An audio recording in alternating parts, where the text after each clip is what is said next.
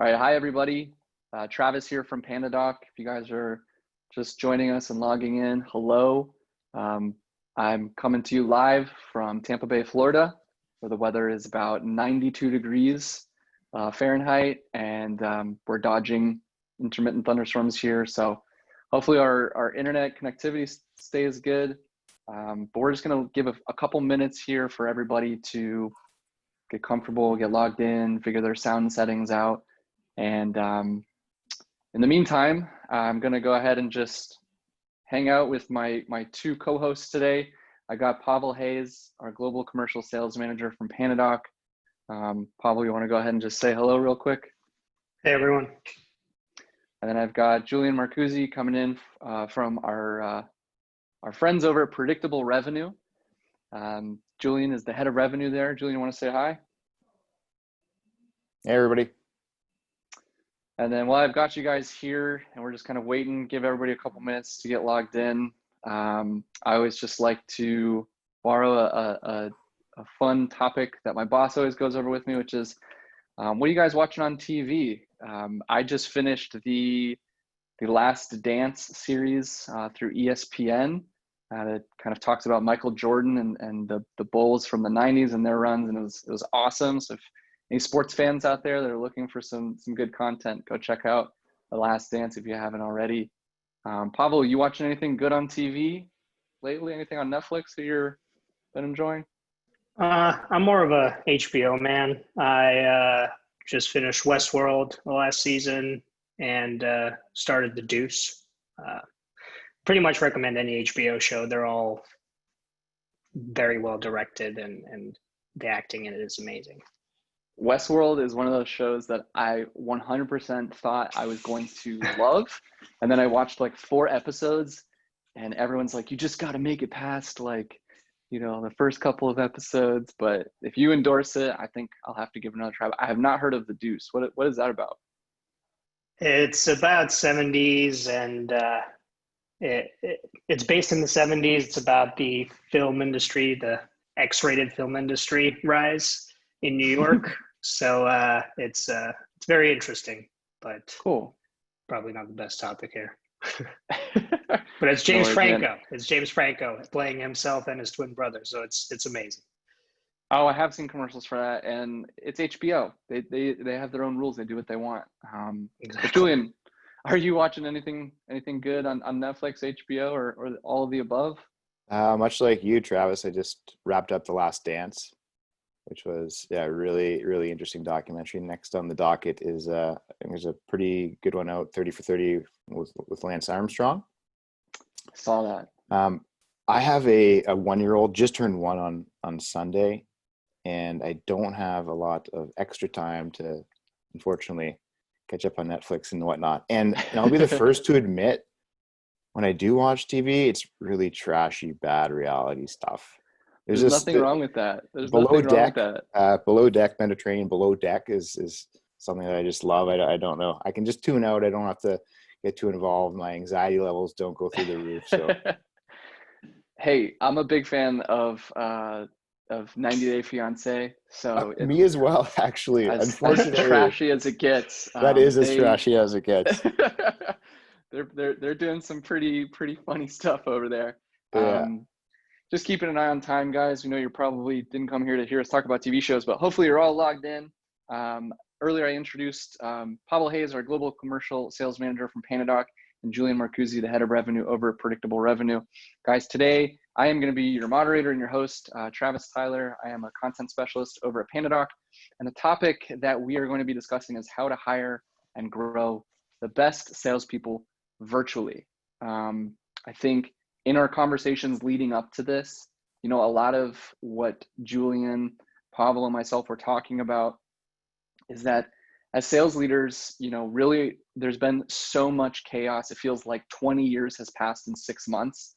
And we've sometimes lost sight of some of these important conversations we need to be having with our sales reps and how to grow them, as well as how to hire the right ones right now. So lots of great information, tips, and experiences that the 3 of us have been through, but especially our 2 sales thought leaders today. So look, got to do the housekeeping slide. Of course, you guys know this is being recorded. We are going to send you a recording. If you signed up for this and you are watching this later, hello, and we hope you're doing well.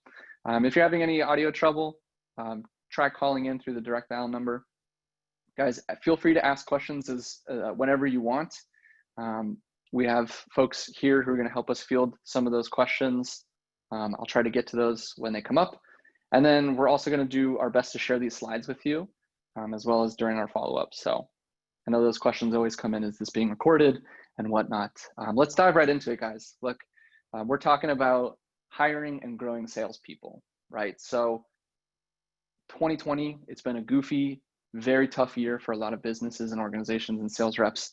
But we wanted to kind of take a look at how things were pre-COVID. And according to the Harvard Business Review, in 2017, we were spending on average in the sales employment industry about 12 billion training salespeople as a whole, 800 billion on actually retaining those salespeople, which leads me into this next stat of a 27% turnover rate for US salespeople, which is double for all other labor industries. So needless to say, the sales industry was something that in terms of hiring and growing, we were already struggling, right? And I don't want to just sit here and throw graphs and numbers at you guys of doom and gloom. You've seen enough of the employment numbers, but this one we thought was worth sharing. That came from Indeed, the job posting site. Just to give you an idea, if you are a sales leader or you are a sales rep, of where we're at as of May 15th, year over year, job postings on Indeed were down about 40%. So fewer job openings. And as we know from the unemployment numbers, a lot more candidates available, right? So just wanted to paint the landscape for everybody and kind of set up our conversation for where we're going today. And as some of you may or may not be aware, Aaron Ross was originally supposed to be on this call. Our thoughts are with him and his family as he's dealing with some personal health issues. And but the great Aaron Ross did a podcast with us, which we have linked on the final slide of this presentation. You guys can listen, where Aaron and Patrick Downs, our sales enablement trainer here at PandaDoc, dive deep into the shifting landscapes of business in 2020. And one of the quotes that I really loved from this podcast that Aaron did and kind of set the foundation for this webinar we're doing. If you're not familiar with forcing functions, it is a term that Aaron talks about in depth in his books and in all of his philosophy. Forcing functions are essentially things that force us to take action that we otherwise were inhibited to do for one reason or another, right? So COVID-19 is one giant forcing function on both the global economy as a whole and just the sales profession in and of itself. It's forcing us to do things that we were putting off.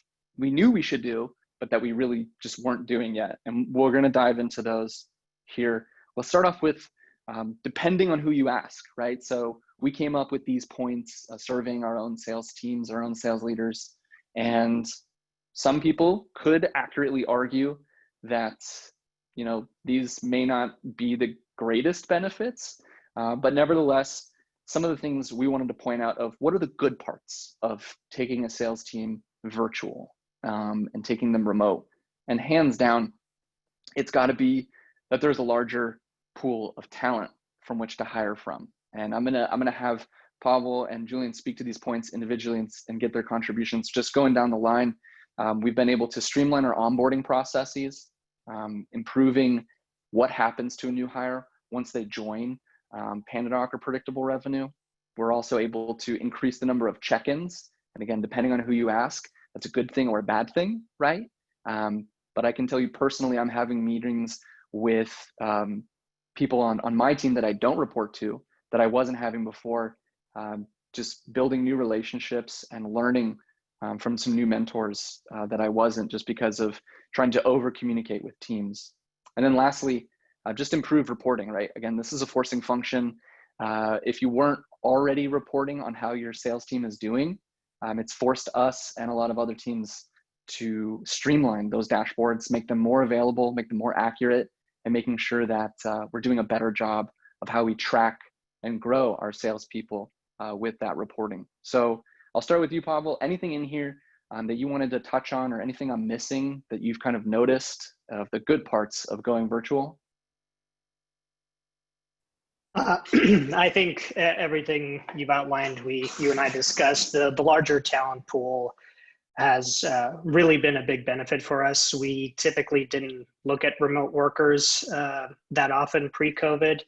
And since then, we opened that up, and the amount of candidates we've been interviewing and the caliber of the candidates we've been able to interview has been significantly, night and day, basically. So that's been a big benefit, to be able to find rock stars out there that are looking for work because for one reason or another, they may have lost a previous SaaS sales job. The onboarding, we've been trying to come up with a standardized onboarding process for quite some time, and COVID-19 per Aaron was a forcing function for us to buckle down and build out a automated way to do it and a streamlined way to do it, which has been really helpful. And we're all currently going through it to see what the new folks joining PandaDoc would be, the process they'd be going through. We've been using Google Classroom for the first time ever, and that's been very successful for training and onboarding. And the check-ins, it's definitely good and bad. I try to keep it similar to how many check-ins I had pre-COVID, and let the reps be as autonomous as possible, if you can let them. And the reporting has definitely improved since then as well. We had to figure out what parts of the job we should be focusing on the reps, and what type of activities are important. So that helped us buckle down and figure that out. So things like stage progression, how long it takes for opportunities to move through each stage. We've come up with Salesforce dashboards to see per rep how everyone's doing, activity metrics. So those are all definitely good points that we kind of kept putting off and focus on the day-to-day selling, where now the forcing function made us improve all these points. So definitely agree with all of them.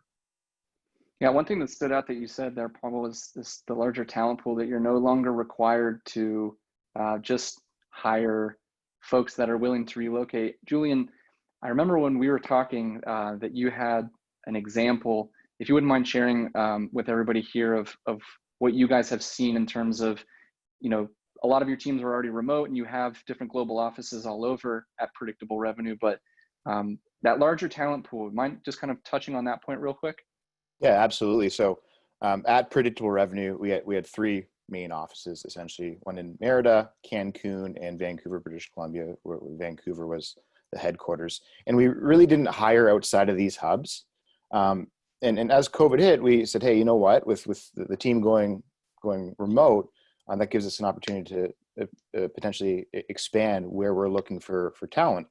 And that led us to bringing on a really, really exceptional individual who's been in the sales landscape for 10 plus years. His name's Seth. He's out of Austin, Texas. And not only was that just like a huge talent grab for us that we wouldn't probably have had pre-COVID, but now we're tapped into his network. Seth knows all of these amazing individuals in Austin and outside of Austin, but now we're bringing on others who he knows in his network in the Austin area, and just making our business that much stronger. So we really leverage that, the idea of, hey, we're not having to only look in certain areas. We can really expand that scope. Yeah, well said. And I think something for all sales leaders and sales reps to consider here is that you no longer have to necessarily worry so much about that relocation portion. So a possible good side about going virtual. Let's talk about the bad stuff, guys, because it's definitely there. And I'm not just trying to sit here and be an optimist all day. Let's throw on our realism caps. Going to go down the line again. Delayed feedback, on-the-spot coaching. It's becoming tougher and tougher. Some of the tactics we've relied on for years as sales leaders was to, in the moment, have that coachable session of after that call hangs up. Decreased collaboration is definitely happening too. Again, depending on who you talk to, some folks might tell you, actually, no, we're experiencing increased collaboration. And if that's the case, please drop some stuff in the Q&A and in the chat to let us know, what are you guys doing? But it can be hard to replicate the sales room virtually when everybody's kind of scattered. And other stuff, while we do have a streamlined onboarding as kind of a forcing function that we talked about earlier, and the good parts of going virtual, not having that sales kind of mentor sitting right next to you, or even just somebody who's been there a month longer to help guide you through some of that stuff, sitting right next to you can mean a slower ramp up for that new rep. And then again, we're not going to harp too much on this one. You've seen enough LinkedIn posts about increased burnout, but I will steal a quote from our sales enablement trainer.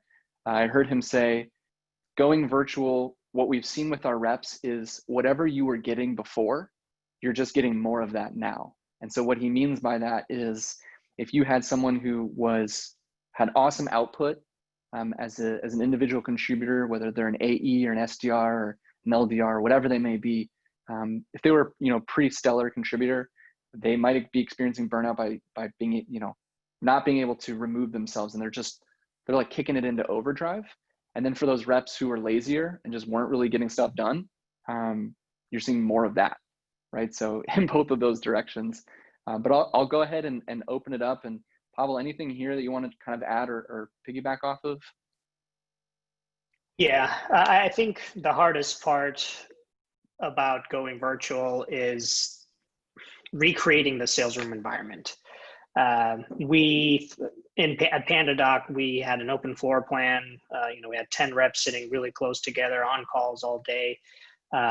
New folks starting would just turn around, ask a question to their teammates or myself, which is gone now. Same for managers, right? You're on the floor, you can hear people asking good questions, you call them out.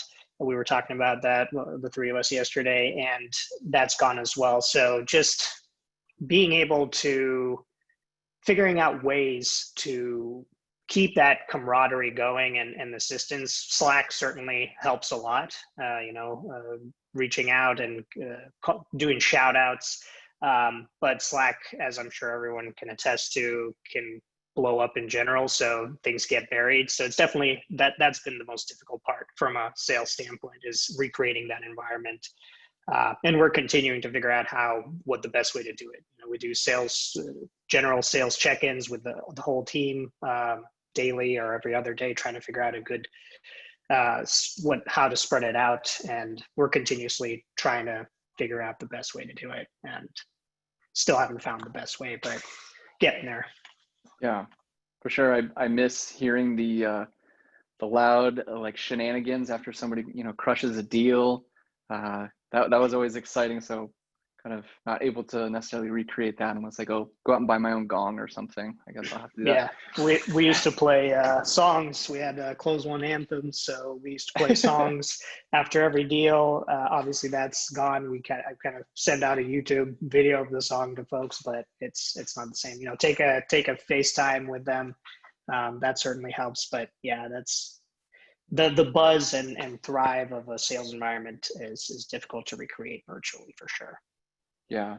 One thing I would say that I've seen a little bit more traction, and for all of you guys that are familiar with the cloud messaging application Slack, if you are or aren't using it, PandaDoc leverages that. We have a sales wins channel that we've been able to automate through our CRM, where every time a deal or an opportunity is made, closed won, it then auto-populates with the information into that Slack channel, pinging everybody.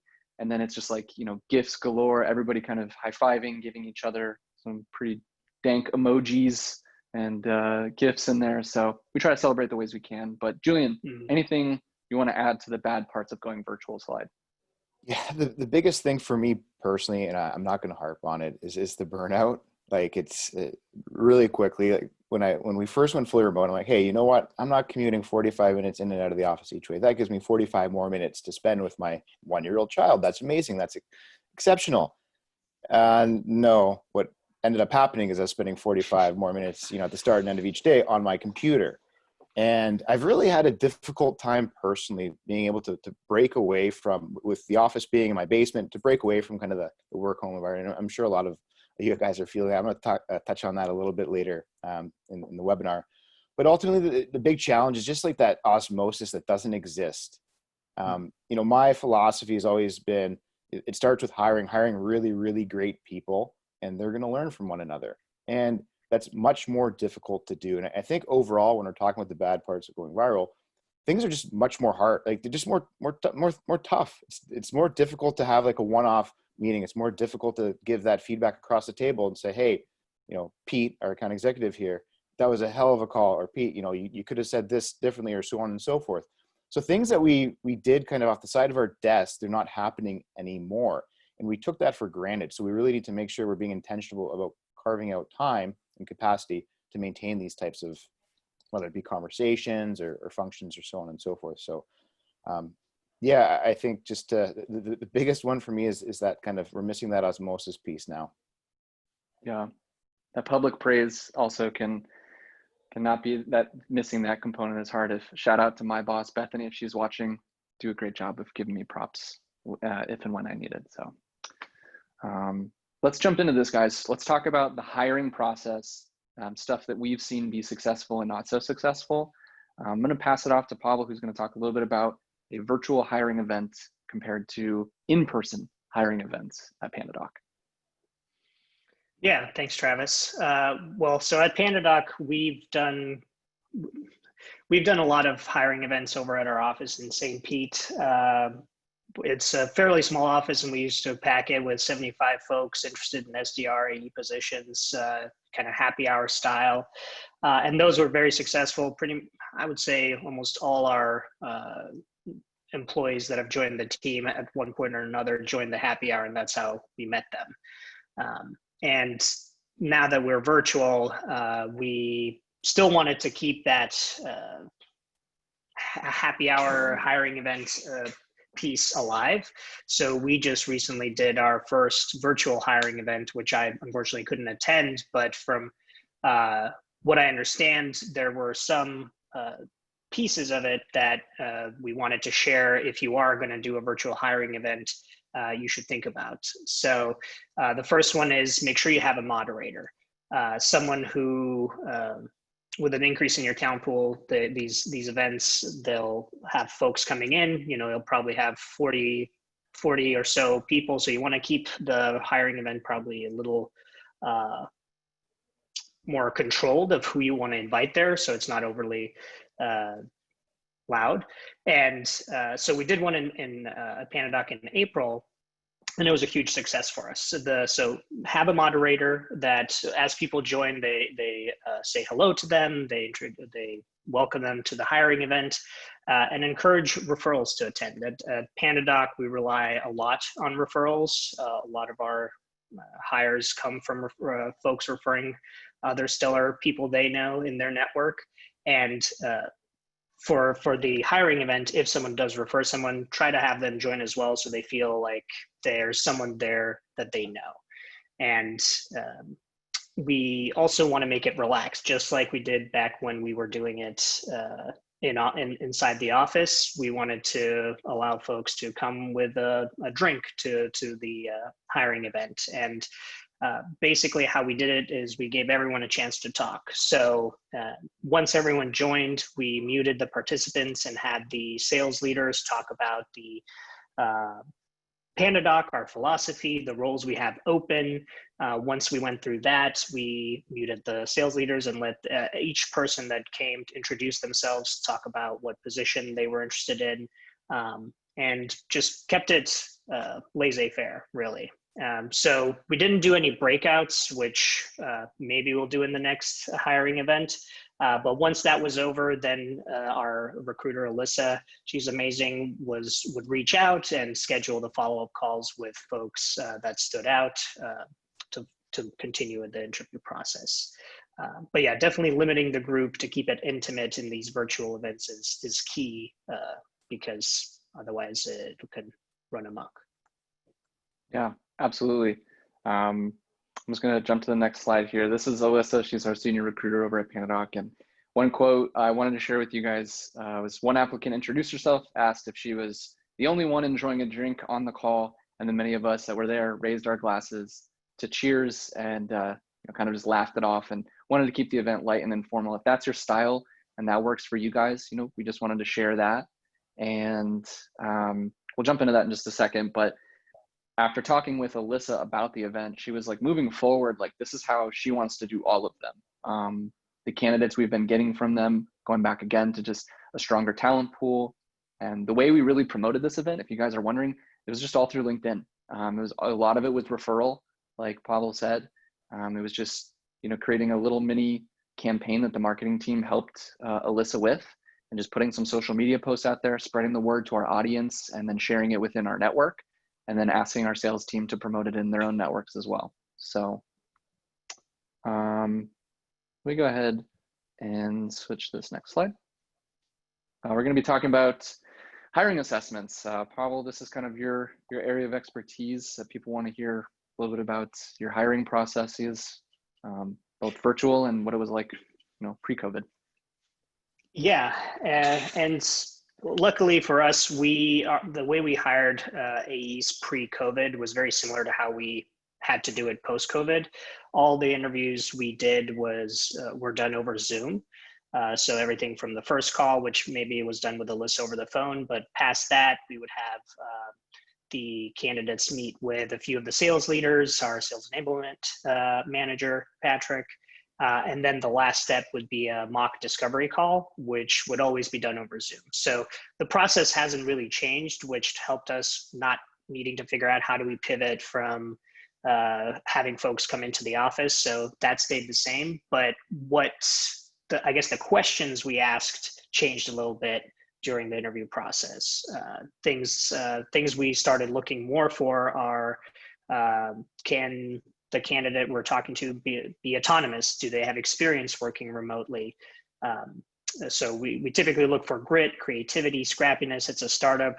Things constantly change and pivot as far as processes, tools. So someone who has that experience, has experience working remotely, it has become a lot more important.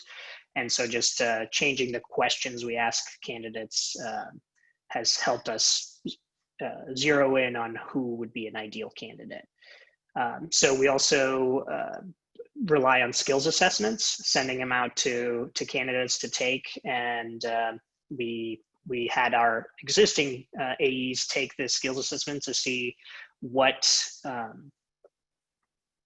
type of folks we would want to hire, our best AEs. And then we have folks take the skills assessment during the interview process, and it usually can give us a little bit of understanding. Obviously, we don't base our hiring off those assessments, but it gives us just that extra layer of understanding how that candidate might be, what they're like.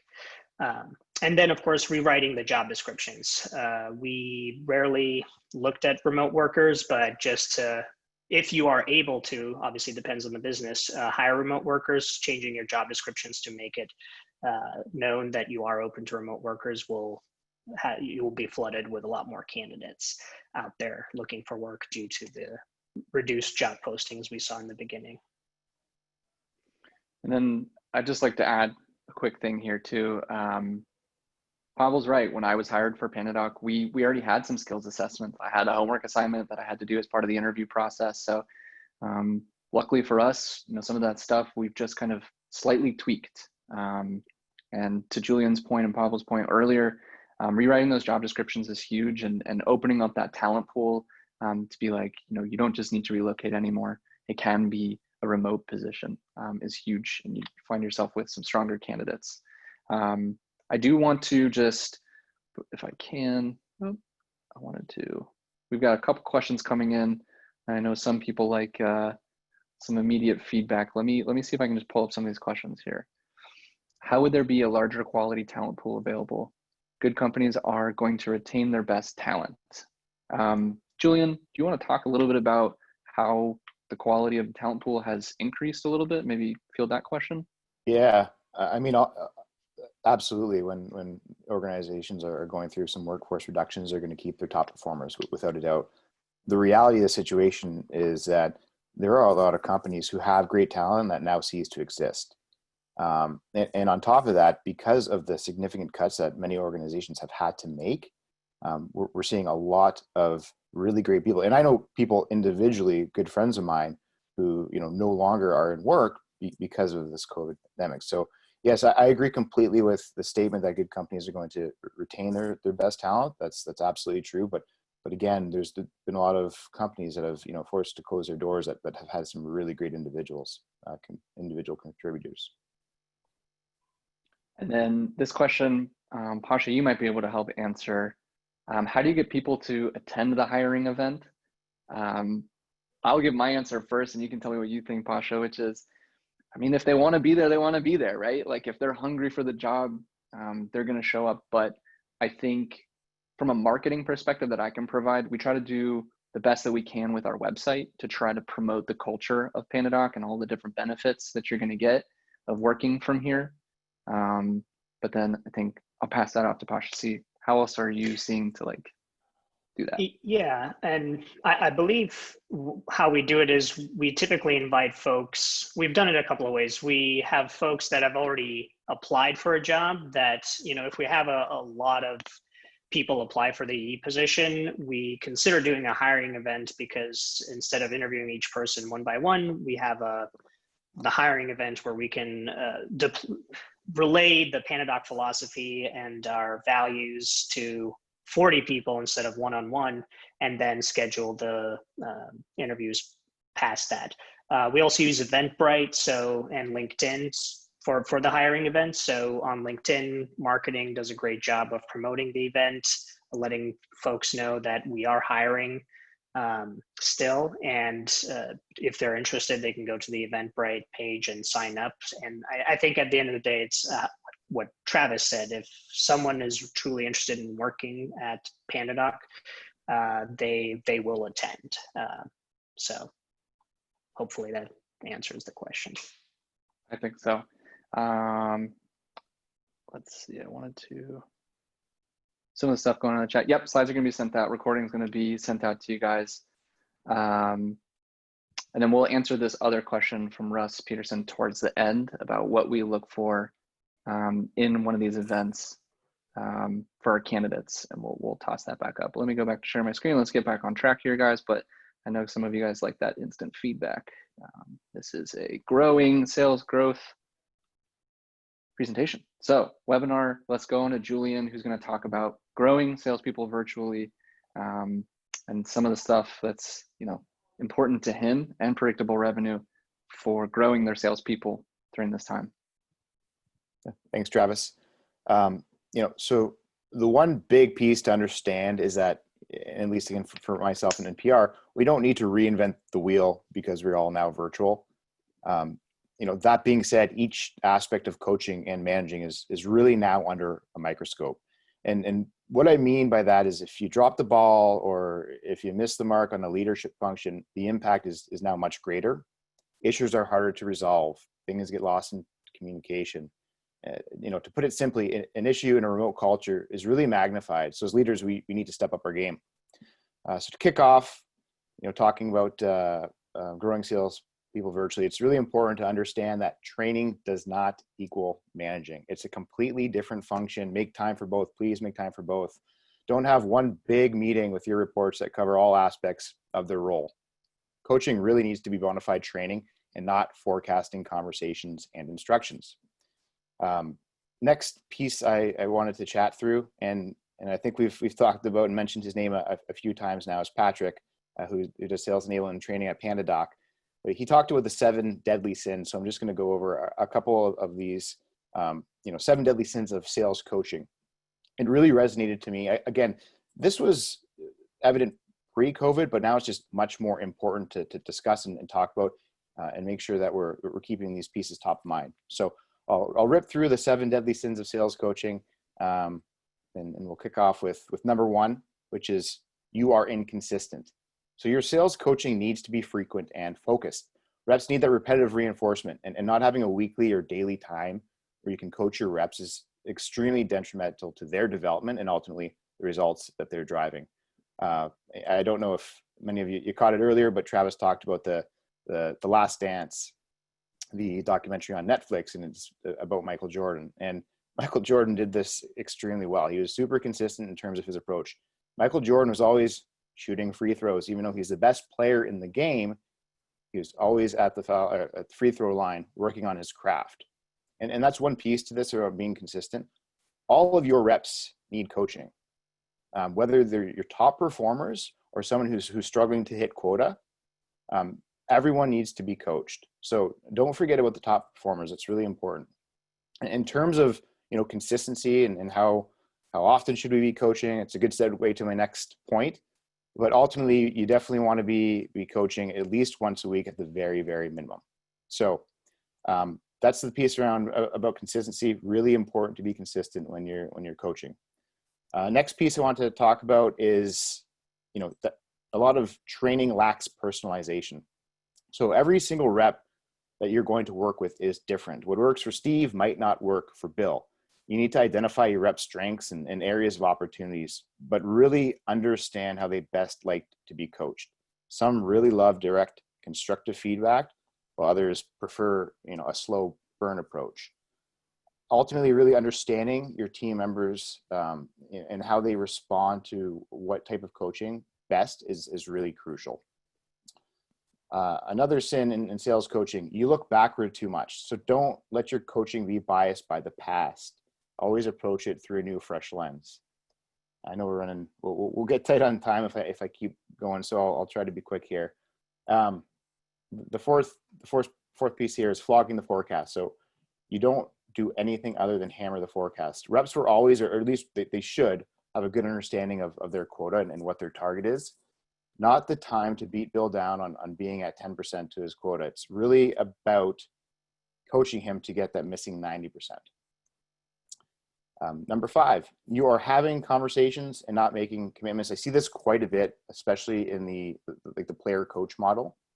Really important to set goals that you and your rep or whoever you're coaching collaborated on. Get buy-in from both parties and monitor accordingly. Too many times there's no steady progress because the training is a conversation and nothing tangible comes from it. 2 more here and we'll wrap with the 7 sins of sales coaching. One being you're a crutch, not a coach. Again, I hear this often. If live coaching, let your reps make mistakes. You don't need to jump in at every turn where you think they're doing something wrong. Instead, take a note and using it as a learning opportunity. They definitely don't need to be perfect. Obviously, if there's something that's a consistent theme or you're seeing it come up often, then that's a little bit of a different circumstance. But again, allow them to make mistakes. They're going to get better by doing that. And the final piece here is ambushing your reps with data. Never come to a session with a bunch of metrics that shows their faults or failures. Again, not the place or time for this. And really, ideally, you need to give your reps easy, clear access to their own data so they're always aware of it themselves. And there's absolutely no discrepancy with what they are looking at and what you're looking at. So those are, again, at a very high level, the 7 deadly sins of sales coaching. We could probably take a whole webinar on each of these points. A couple of things that I wanted to mention specifically around growing salespeople virtually. Encourage and celebrate days off. Working virtually is a big change for a lot of people, and individuals are really navigating the landscape. And really take time off yourselves. Like set the example. I've been really, really, really poor at this. I'll be the first to admit. And the whole do as I say and not as I do approach, it just doesn't work. So really make sure that you're taking the time off so your reps understand and they're comfortable taking time off. I just had a conversation with yesterday with our co-founder, co-CEO, Colin. He called me out on it. He's like, you haven't taken vacation since I think November of last year. What's the deal? So he actually went ahead and forced me to take vacation, book some time off in my calendar. So do Good. that. You need it, man. Yeah, big time. So do that if there's those extreme circumstances. And then the last piece here on this slide is really tailor your training to address COVID. Like the one big thing with COVID is, and we were talking about this earlier offline, it's really shifting daily. Like what worked in terms of outreach when COVID first hit is likely not working anymore. And what works today might not work tomorrow. Really important to stay agile here. But this whole piece around COVID, it's very polarizing. Some individuals want to talk about it, others don't. Some prospects, hate that you bring it up. Some really see it as being empathetic. I think overall, the big piece to this is be a human being. It's just be a human being. But again, make sure you're tailoring your coaching to address COVID. And then guys, we keep talking about him. He's a local celebrity here. Shout out to Patrick Downs. But I stole this quote from him. He posted on his LinkedIn: training and ramping a new rep remotely is impossible. An amalgam of people I've talked to over the last 2 weeks. I'm sure the first time someone tried to train a salesperson in person that it didn't go so well.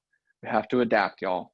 And I think that's important. A lot of the points that Julian was making do talk about how to adapt right now to this training. So going into pathways, Julian, you want to talk to us a little bit about what's working and what's not working for conversations around growing your reps and their pathways now that they're virtual? Yeah, it's really interesting, like the virtual sales pathways or career pathing, rep development, however you want to frame it. One thing that we really all need to consider is that the desire for our team to grow both personally and professionally has not changed. That's still there.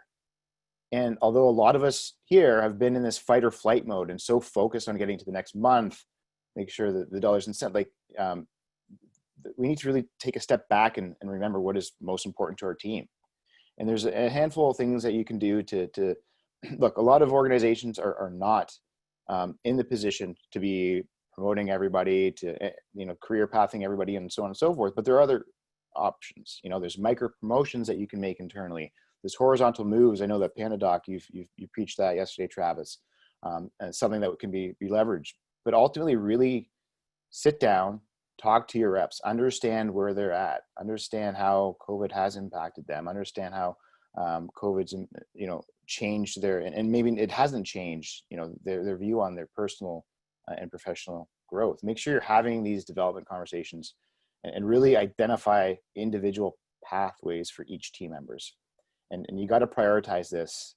It's going to create better engagement. It's going to help with performance and really allow you to retain top talent in the long run. So that is it for me on this slide, Travis. Thanks, Julian. I think the only thing I'll add there for some lateral movements that we've seen at PandaDoc, occasionally what we've tried to do is fluctuating between our inbound and our outbound AEs and SDRs, getting them to work both those muscles.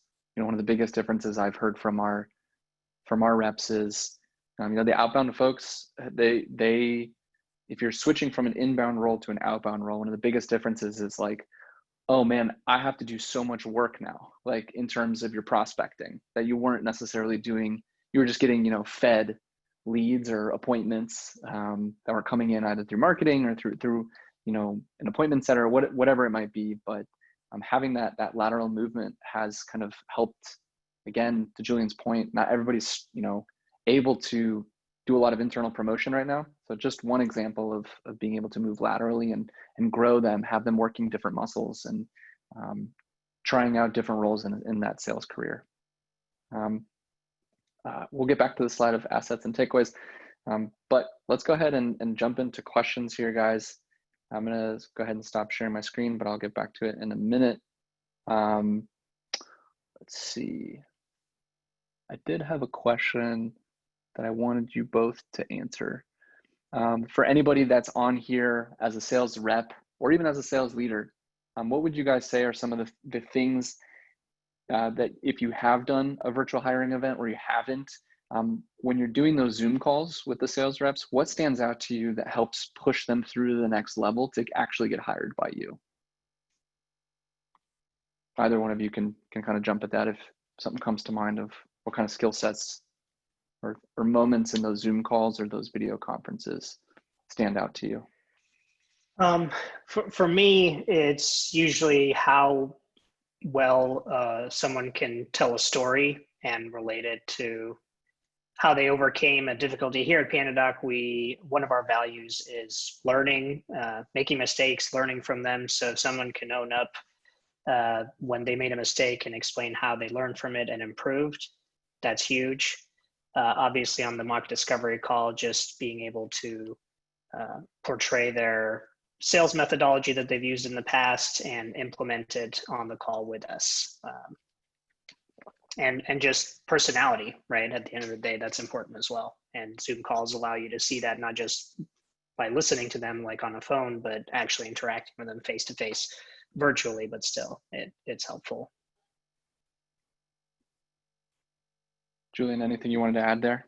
Yeah, I mean, for us, so we follow the A method for hiring, and highly recommend everybody on check that out if they are interested. And this process is really robust. And we've more or less continued to follow that as we hire virtually.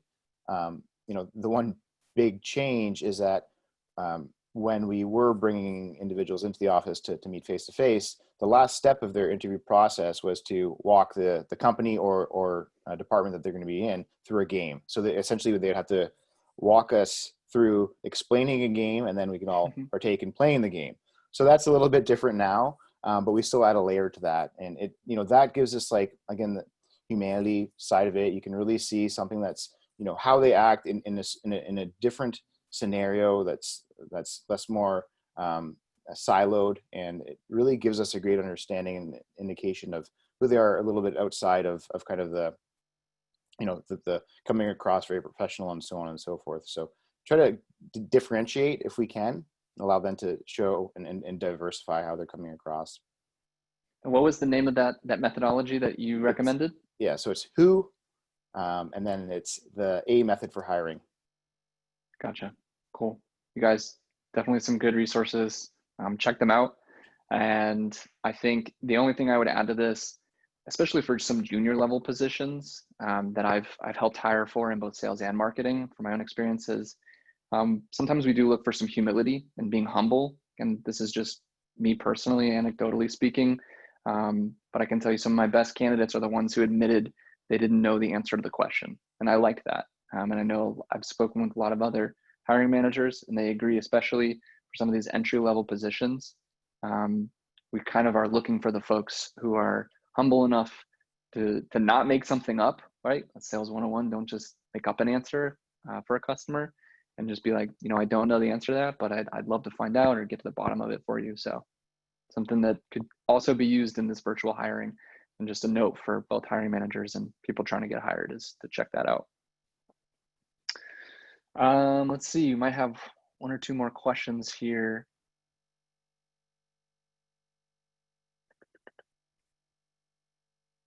Let's see. This might be a good question for both of you. From Michael, how are you managing the increased levels of interest and applications? I'm sure we all know the dangers of confusing interest and capability, and we can't spend the money on assessing all of these people and interviewing all of them at the same time. So Pasha, you want to walk through how you might work with our senior recruiter, Alyssa, and what that process looks like?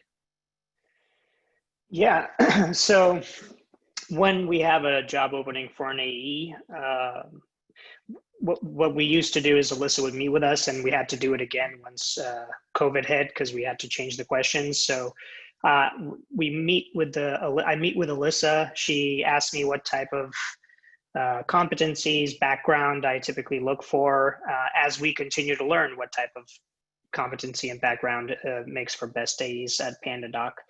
We're continuously learning. And so I meet with her. She asks me questions that help her find the right candidates. So what type of background, for example, SaaS would be ideal.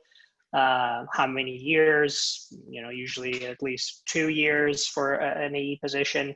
And give her some ideas of questions to ask that I might be asking later on, similar to what we went over of how they've handled working remotely in the past, if they have had that experience, and if not, per Travis, just have them explain their previous experiences and how they learned from mistakes. So it's really just, it's hard with a lot of, when you have a lot of folks coming in, finding a needle in the haystack is hard. And having an awesome recruiting team, and Alyssa, she interviews almost everyone that comes in. So having that gatekeeper to find out the right folks to pass through certainly helps if you can utilize something like that. Yeah, I would say um, grow. If anything, the takeaway from all of that information that Pavel shared from his own experiences, work on your relationship with your recruiter. Like build that relationship, get to know them well, be comfortable being honest with each other about candidates that were no good or were really good. And opening that dialogue, I think will kind of go a long way with you if you don't already have a super stellar relationship with your recruiters on your team. You know, work harder to do that. Julian, anything you wanted to add here?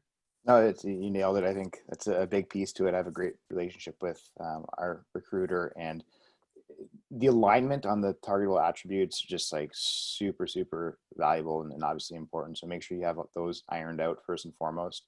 Again, the who process really helps with this because it's like a 5-step process. So if it makes past the resume submittal, then it goes to step 2 and so on and so forth. So there's a lot of steps that they need to get through, and as the steps get further down the path, and we're obviously eliminating. So we're really, I think do an excellent job at finding, as Pavel alluded to, the kind of the needle in the haystack. And then just keeping an eye on time here. I think I'm probably going to try to do 2 more questions. This next one I think is a great one. I have found it harder to recruit and hire commission-only salespeople since the pandemic. What incentives can be offered to increase resume submittals? Anybody want to tackle that? I can offer up my own. I think as a company, right, this starts from the top. Executive leadership has a lot of options for what they can do.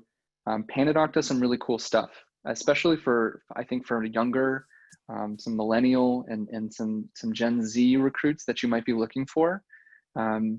It's the little things. Some incentivizing stuff that PandaDoc does really well is giving like stipends for all employees, regardless of whether you're contract or you're commission-based only or something like that. But they recently, because of COVID, allowed us to have a $150 budget, right, to improve our virtual remote working experience. And so like for me, I bought these AirPods. I was using some clunky, old school headphones, and now I've got these bad boys, and it makes me happy. I'm not commission based only, but I think little touches like that, building them into the budget. Again, if it's possible, we also have an education budget that you're allowed to use, about $500 per employee, to be able to leverage on books, seminars, classes, trainings, workshops, whatever you want it to be, to advance your career. So those are just kind of 2 things that I can think of. Anything you guys want to add or that I'm missing here? Yeah, I think it's leveraging, as you alluded to, Travis, whether that be, from senior leadership, just the philosophy behind the organization, or if there's an opportunity to, again, really add a layer to, people love their growth. People love their personal growth. They love their professional growth. And if there's any way to add a layer of that into your organization and discuss that, during the process, it's going to make your, posting that much more attractive. Those are 2 big takeaways for me. Okay. I like that. Pasha, anything? No, I agree with both of you. I think just offering something outside of commission of how you will support them and explaining it during the interview process is going to be key, because obviously commission only is hard, especially now. So just if you can explain to them how you will support them to get to their goals, having sales leadership talk to them about that, and reinforcing their trust in having the folks having their back if they join, I think will be key. And then I'm going to address 2 questions, but only answer one of them. So one of the questions is possible for you guys to share your assessment questions so that we can learn from it. Let me double check on that. I will be sending follow-up emails along with predictable revenue to you guys with the recording. If I'm able to get those questions, or at least a handful of them, I would love to share them with you guys. And if nothing more, maybe we'll post that as a future webinar idea. Could be cool too. But let me circle back on that with our recruiters and make sure that they're cool with sharing some of those assessment questions. But to answer one question, you've touched on it, but how would you recommend attracting top talent, especially for smaller businesses? And do you utilize social media, and how? Tips and examples. I'll answer this from a marketing perspective, which is we are really focused here at PandaDoc on building our audience on social media. And we do that in a number of different ways. First and foremost, we leverage the heck out of LinkedIn. We know that this is a business professional network that folks are using. And so what we try to do, and I try to do, is encourage and give content to guys like Pasha from my team and other revenue leaders at PandaDoc to be active on on LinkedIn, at least be checking it, occasionally post if they can, to build that network and that audience. Because what we do is we provide them a banner for their profile page that has, PandaDoc is hiring when we're hiring, which we usually are. And so that just having that branding, having that additional piece as part of each individual person and our own brand page on LinkedIn, so that folks who maybe listen to this webinar today get in touch with Pavel and add him on LinkedIn. If he doesn't have that banner, I'll help him get that banner, but a lot of us do, I do, and people are using it. So that's just kind of one pretty specific tactic that we use to leverage social media. Build that audience, start posting regularly, learn about how to grow an audience on LinkedIn via content and their algorithm from a marketing perspective. Again, that's where you're going to attract a lot of top talent, is through social media and growing that audience. Again, maybe another good topic, but I think I heard both Pasha and Julian say this, but like the referral program is great. Like, I know even if you're a small business, but you've use the power of your small organization to start leveraging some of your great employees. Like, hey, you got any great friends, and using those referrals and offering referral rewards if and when you can. PandaDoc has a generous referral reward program, so that's something too. But looking at the time, ask my two gentlemen, anything here that you guys would recommend for attracting top talent? Kind of a last takeaway that you want to share?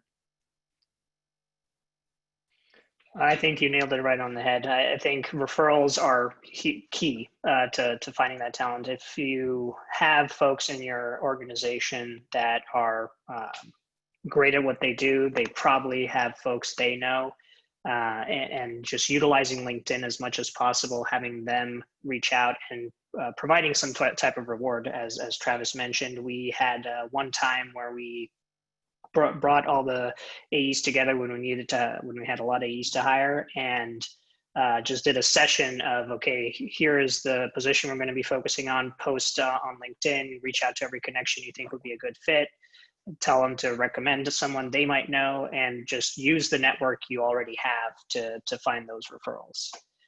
Would be my biggest recommendation there. I didn't know we did that. Cool. That's awesome. Yeah, nothing really to add from my side there. My first sales role that I had, it was probably like 9 years ago. We did a really great job of kind of expanding our scope and who we'd allowed through that first step. And that allowed us to tap into an industry. I won't mention the industry, the industry that, and there's a lot of referrals through this one industry, and they came on and they all crushed it. And this was through, like, we hired one individual from this industry, and they basically brought, two of their friends, and then two of their friends brought another. And we grew this great big sales team through this referral type of idea, and it worked exceptionally well. Yeah, I've seen it work really well. It creates like little kind of communities. I've started a place. I'm like, wait, you guys all know each other, like, from before this? Like, oh yeah. So-and-so got me a job here. You're like, oh, cool. Good to know. Cool, guys. Well, we are right on time here. Thank everybody. Thank you, Julian. Thank you, Pasha. Thanks, Predictable Revenue, for helping us host this. And I will try to get back to you guys on some of the assessment questions. Yes, you will get slides. Yes, you will get the recording. And I'll go through these questions here and hopefully follow up with you. Let me share my screen last second. There we go. Feel free to grab some of these takeaways. Add Pavel on LinkedIn, add Julian on LinkedIn. These are their titles, and these are the companies they work for. Feel free to add me on LinkedIn and connect with us to continue growing our networks. And happy selling, everybody. Good luck out there, and try to stay safe. So thanks, guys. Thanks, Travis. Yeah, thanks, Travis.